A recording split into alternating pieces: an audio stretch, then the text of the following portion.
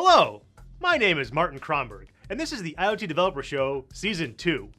During our break, we've been busy reworking the show, so think of this less like a sequel and more like the gritty reboot. We'll be coming out with a new show every other Wednesday for the rest of the season. Moving forward, the IoT Dev Show is going to have an all-new format. We're going to be taking deep dive looks into specific IoT technologies over the course of multiple episodes, grouped into a series. Last season, I gave you guys a broad overview of all the cool Intel IoT tech with some special guests. And this season, I'll be up here, a one-man show, leading you through deeper dives into the technology, the tools available for developers, and demos that have been built using those tools.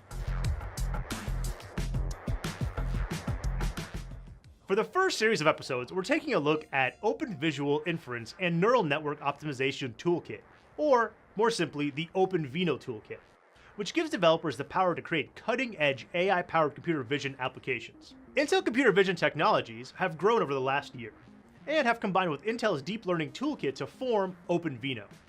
But before diving into the details of OpenVINO, let me show you guys a cool demo. Here is the head position and emotional state detector demo. It's running on a brand new IEI tank, which is a cool piece of hardware that we're going to be covering later on. I'm using a couple of deep neural network models to detect the position and orientation of my face, an analysis of my gender, my age, and even my mood. All this is running at the edge, on the tank, and running at over 120 frames per second. And that's what OpenVINO is all about, leveraging powerful neural network processing of video as fast as possible on Intel architecture. Want to learn more about how this demo works and how you can build something like this yourself? Well, stay tuned because we're going to cover all of that and much more. First of all, let's do a quick overview of traditional computer vision versus deep learning. In traditional computer vision, an image is analyzed using programmatic methods. For instance, if we're looking to identify a face, one method uses Haar cascade classifiers. This method relies on taking the difference of pixel values in various areas and linking it to known features, such as edges, eyes, so on. We can then say that two eyes and an oval is a face. In deep neural networks, this approach is radically different. Instead of telling the computer what features to look for, eyes and so on, we show the computer 10,000 images of a face from various angles, and then it learns what it looks like by adjusting the structure of a complex interconnected network of nodes. If this sounds like a black box to you, you wouldn't be alone. In an article from the MIT Technology Review called "The Dark Secret at the Heart of AI," AI engineer Joel Dudley said, "We can build these models, but we don't know how they work." But the fact of the matter is that they do work, and work extremely well. In fact, with purpose-built deep learning models, the computer can recognize objects faster and more accurately than any human. But for now, what we need to know is that deep learning has two components: a training phase, where the computer learns to identify objects, and an inference phase, where the now trained model is used to infer the identity of unknown objects. Now, with that out of the way, let's take a look at what's inside OpenVINO. It's a combination of tools for computer vision and AI. It uses OpenCV 3.3, which has been optimized for Intel architecture.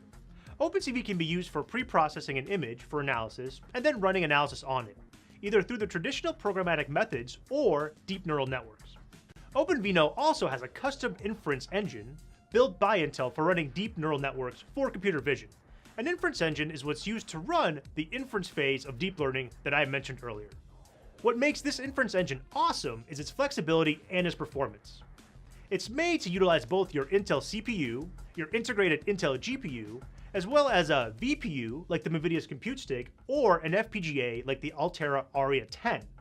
It's also been optimized to use the latest and fastest APIs to access all of those processors.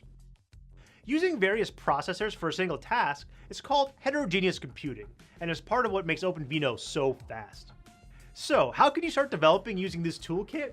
Well, we have a ton of documentation out there on IDZ and a few GitHub pages to get you started. We also have two developer kits, the Up-Squared AI Vision Development Kit that can be used for rapid prototyping, and the IEI Tank, which can be used for more demanding applications in an industrial environment. They both come loaded with all the software alongside awesome hardware to help you get started developing fast. That's all the time we have for today. In the next 4 episodes, we're going to cover all of what you saw today in more detail.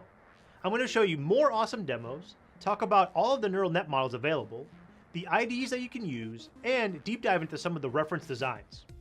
We're also going to look at the hardware and talk about heterogeneous computing. Thanks for watching, and we'll see you guys in 2 weeks.